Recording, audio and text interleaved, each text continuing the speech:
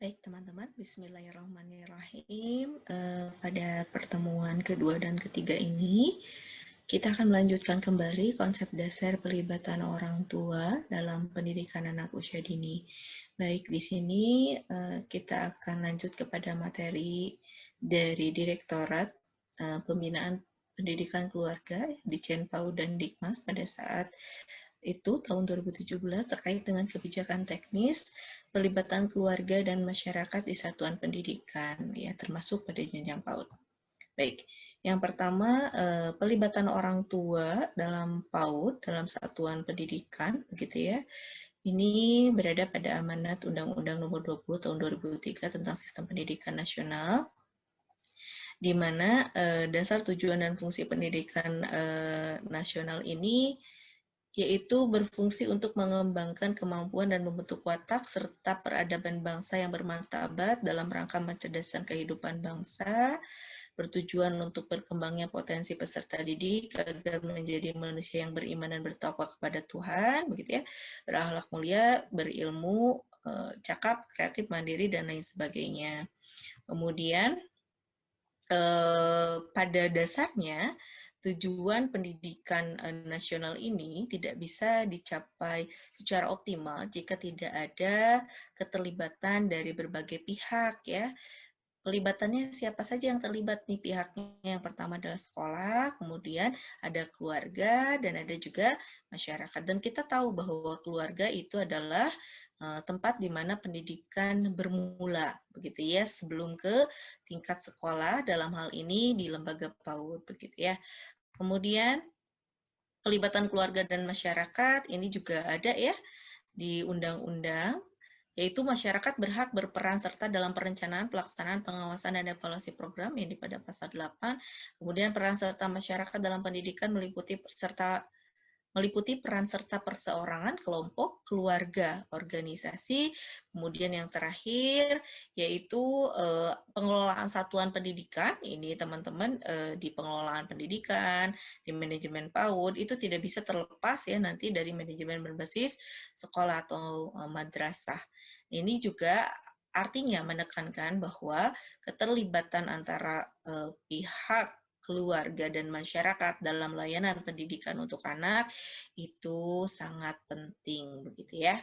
Selanjutnya, Dewan Pendidikan dan Komite Sekolah ini juga ada dalam undang-undang, yaitu tentang saking pentingnya pelibatan orang tua dalam satuan pendidikan termasuk dalam satuan PAUD, begitu itu sudah tercantum dalam undang-undang ya. Dan ini seyogianya kita dapat laksanakan begitu. Jadi salah satu adanya pelibatan yaitu dengan membuat komite sekolah. Ya, komite sekolah atau madrasah ini dibentuk dan berperan dalam peningkatan mutu pelayanan pendidikan pada tingkat satuan pendidikan jelas. Kalau misalnya nanti teman-teman menjadi pengelola PAUD itu harus beriringan, artinya harus ada organisasi lain, struktur organisasi yang mewadahi inspirasi, aspirasi dari keluarga, begitu ya, dibentuklah komite sekolah. Biasanya kita mengenal ada FOSA, Forum Orang Tua Siswa, begitu ya, atau perkumpulan orang tua murid, ya, POM, gitu, dan lain sebagainya. Kemudian selanjutnya ini juga masih di komite sekolah ya. Komite sekolah adalah lembaga mandiri yang beranggotakan orang tua atau wali gitu ya, berkedudukan di setiap sekolah. Jadi kalau tadi ini ada Dewan Pendidikan dan Komite Sekolah, ini juga sama masih lanjutan terkait dengan komite sekolah. Intinya bahwa setiap peraturan yang ada di dalam undang-undang ini menekankan betapa pentingnya perlibatan keluarga dan masyarakat dalam satuan pendidikan termasuk satuan PAUD.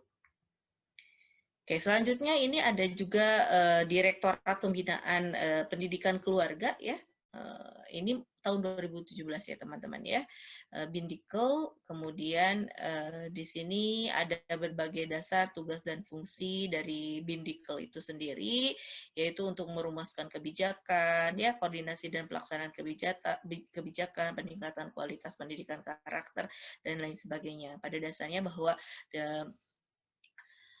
Kementerian Pendidikan dan Kebudayaan yang mewadahi Direktorat PAUD ini ya, di Jen PAUD ini ini menyiapkan suatu organisasi yang memang nanti akan bergerak di bidang pendidikan keluarga, ya, pembinaan dan pendidikan keluarga.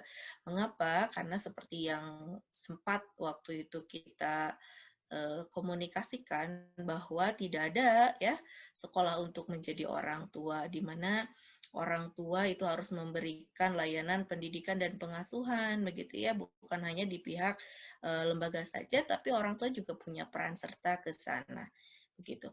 Selanjutnya, ini untuk sekilas saja ya teman-teman, ini boleh dibaca oleh teman-teman tentang program utamanya, ya, kemudian fungsinya dan lain sebagainya. Tapi yang penekanannya di sini adalah bagaimana Kementerian Pendidikan dan Kebudayaan itu memang sedang mengusung trisentra pendidikan, yaitu pendidikan yang berpusat pada koordinasi antara keluarga, sekolah, dan masyarakat.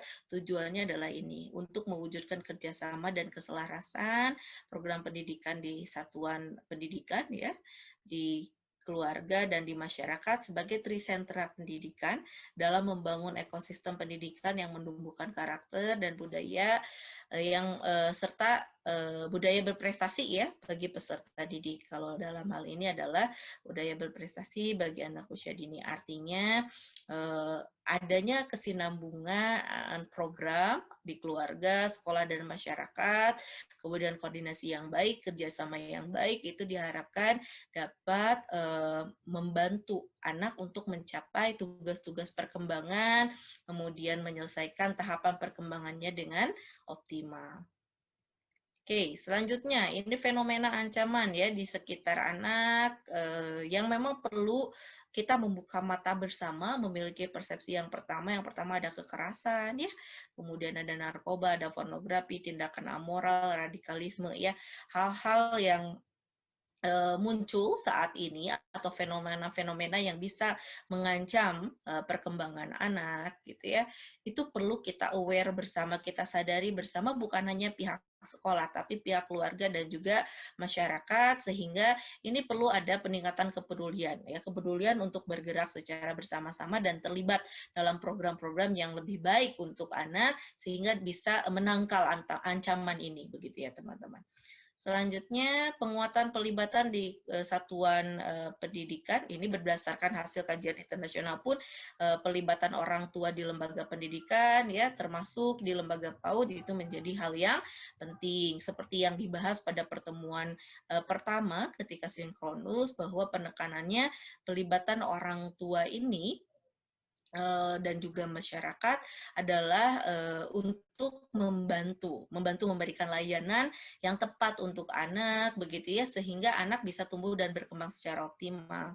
Kemudian ini banyak, ya, banyak bisa teman-teman baca kontribusinya, misalnya ada prestasi akademis, frekuensi kehadiran. Ini Bu, frekuensi kehadiran ini adalah kaitannya dengan biasanya kalau orang tua yang tidak terlalu banyak melibatkan diri dalam program atau layanan pendidikan bagi anak, dia tidak tahu bahwa anaknya ini, misal kalau untuk usia remaja itu bolos atau tidak, begitu, dan lain sebagainya. Jika ada kerjasama, koordinasi yang baik, ini bisa teratasi atau diminimalisir, begitu ya. Selanjutnya, hasil kajian dalam negeri juga sama, ya.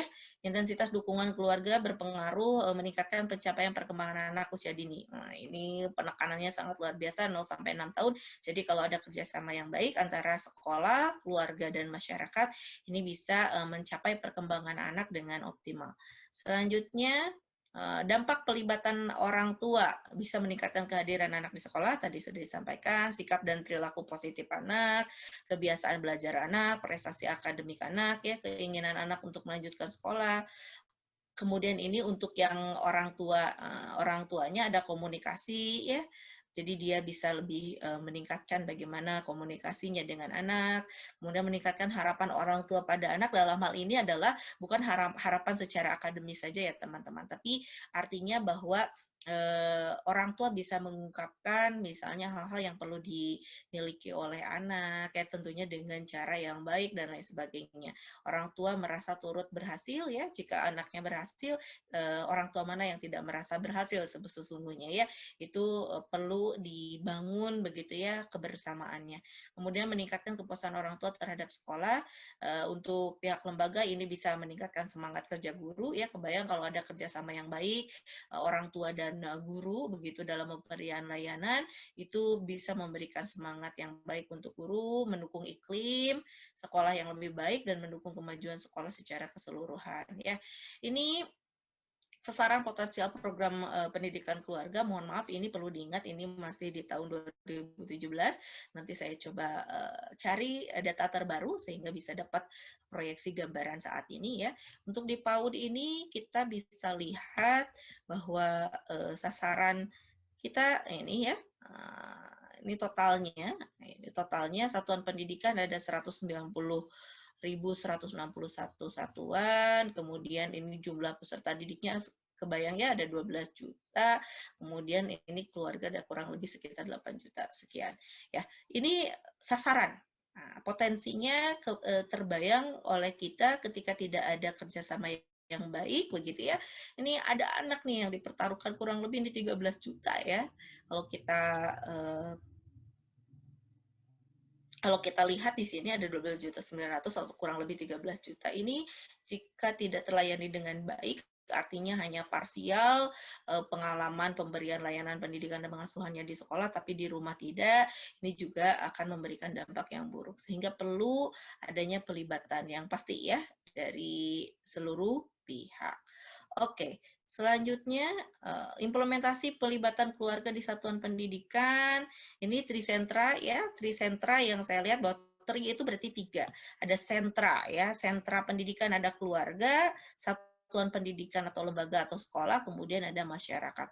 Ini semuanya harus terjalin kemitraannya. Untuk siapa manfaatnya?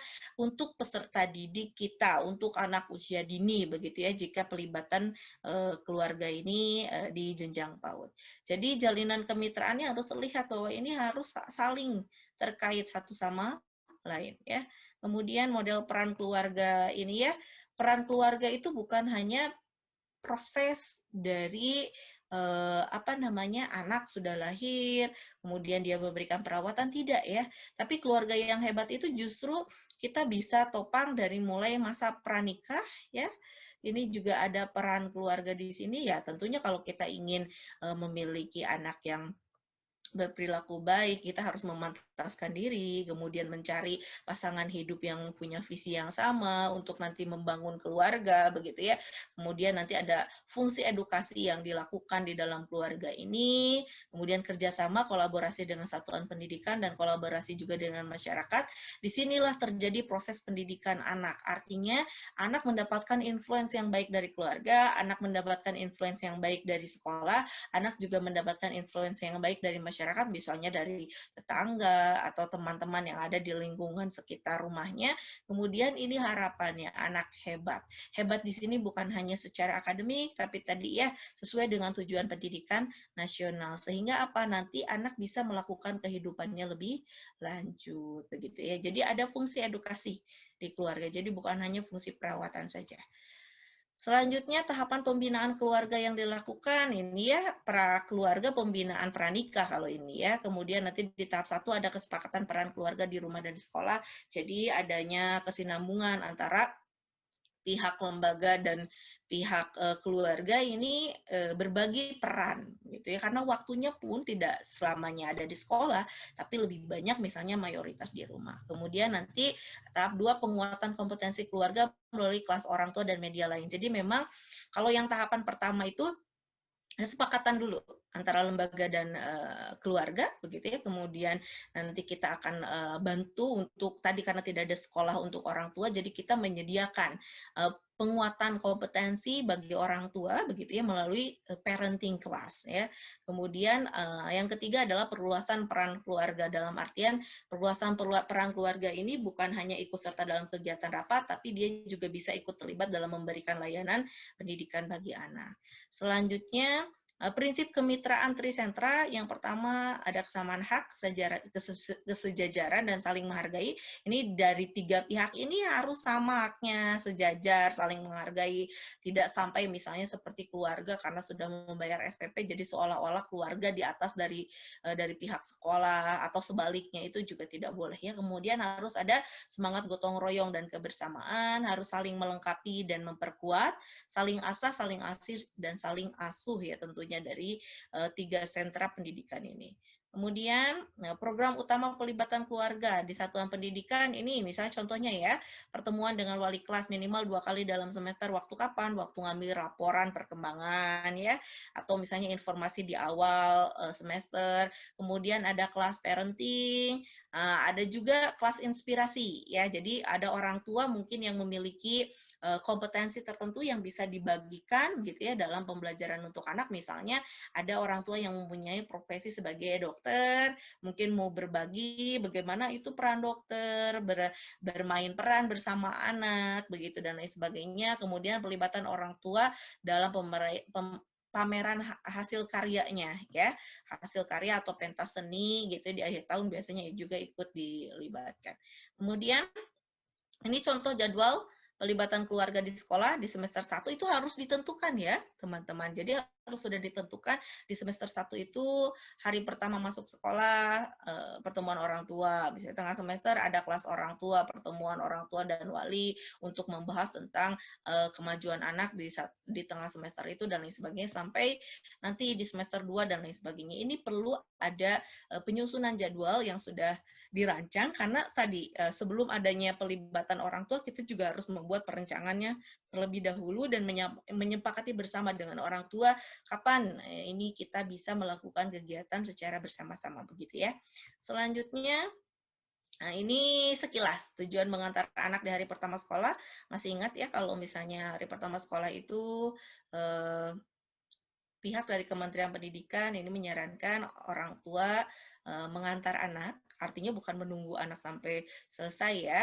Ini lebih menyaksikan antusiasme ya, menjadi bagian dari sekolah, meningkatkan dukungan orang tua untuk kemajuan sekolah, tapi ini tidak berkesinambungan, artinya tidak terus ditunggu begitu ya. Ketika anak memang sudah bisa mandiri, bisa dilepas, itu ada batasan begitu ya, tidak menunggu di kelas akhirnya mengganggu pembelajaran, tidak seperti itu.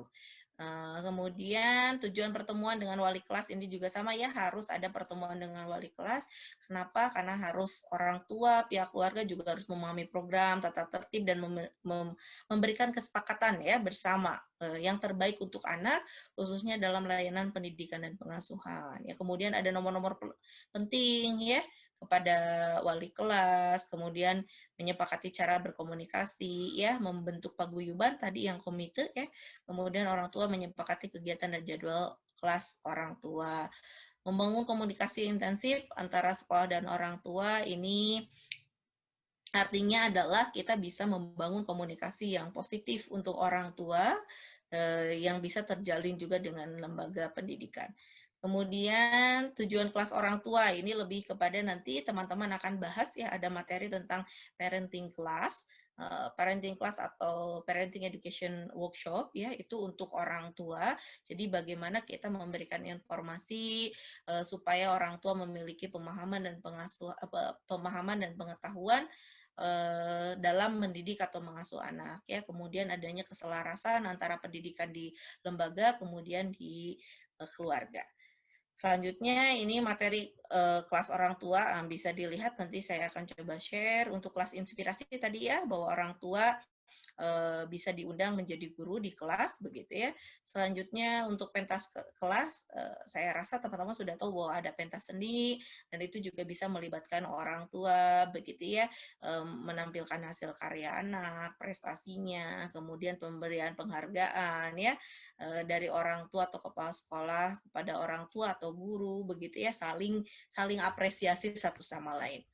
Bentuk pelibatan keluarga dari orang tua ini harus mendukung kegiatan belajar anak, mendukung kegiatan belajar anak di satuan pendidikan ataupun di keluarga, ya, adanya kesinambungan di antara keduanya, kemudian memantau perkembangan dan hasil belajar anak bersama-sama, memberikan masukan pertimbangan dalam pengambilan keputusan, dan berbagai kegiatan satuan pendidikan dalam meningkatkan layanan terhadap kebutuhan perkembangan dan belajar anak.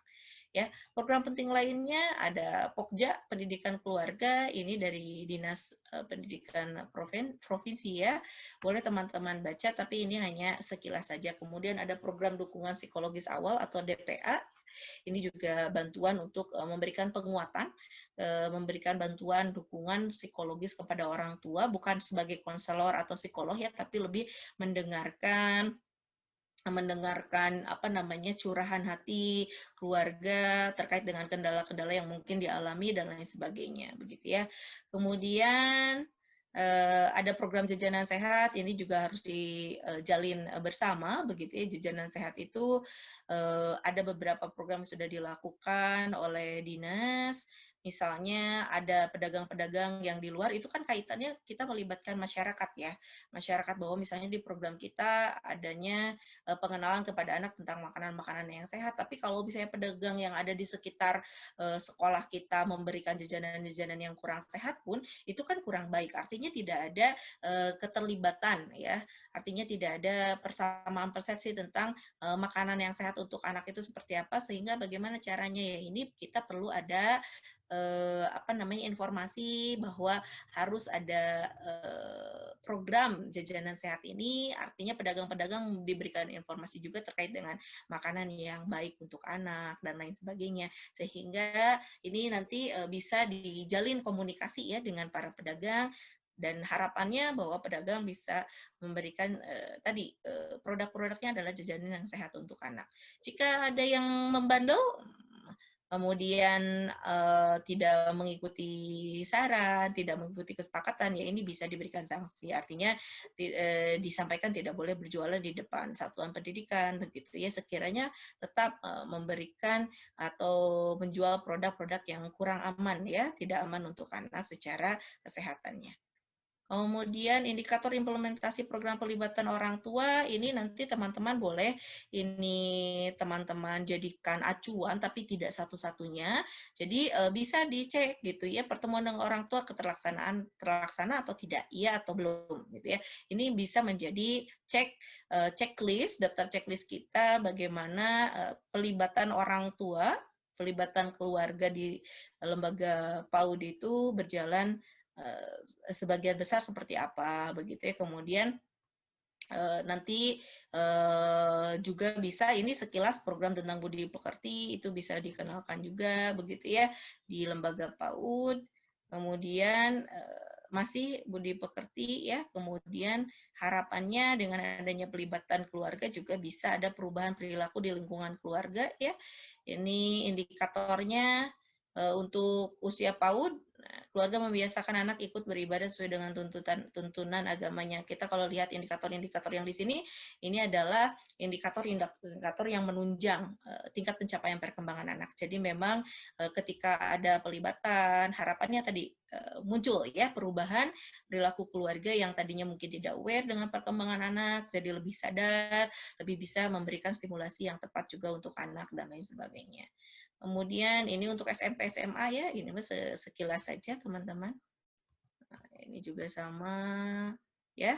Ini sekilas orang tua hebat adalah orang tua yang terlibat dalam layanan pendidikan dan pengasuhan bagi anak. Tentunya ini kita sepakati bersama bahwa keterlibatannya itu adalah keterlibatan yang positif.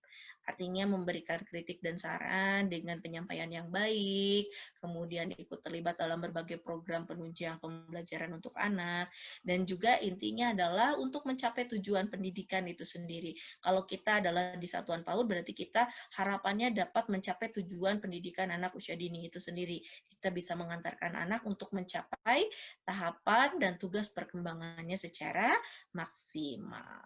Baik, Teman-teman, kenapa di setiap pertemuan saya selalu cantumkan link sahabat keluarga Kemendikbud, karena berbagai program pelibatan keluarga di satuan pendidikan termasuk di lembaga PAUD ini bisa teman-teman akses di sini, termasuk materi, buklet, dan lain sebagainya ya. Terima kasih banyak atas perhatiannya. Sampai bertemu lagi nanti di pertemuan selanjutnya terkait dengan bentuk dan model keterlibatan orang tua di satuan pendidikan, khususnya di satuan PAUD. Assalamualaikum warahmatullahi wabarakatuh.